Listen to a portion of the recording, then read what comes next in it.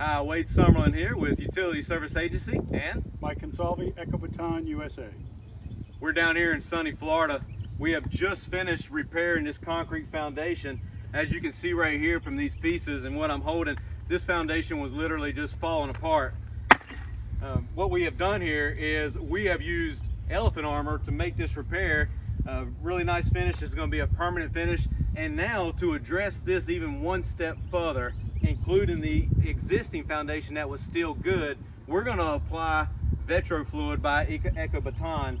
And Mike here is going to apply this right here. And while he's applying that, what we're going to do here is this is going to penetrate up to 40 millimeters, so about 1.5 inches, and it's going to turn into glass. It's liquid glass technology, and it will penetrate into your concrete and protect it from all moisture attack, chemicals, and degradation. And how long will that last? It is one-time application. It's permanent.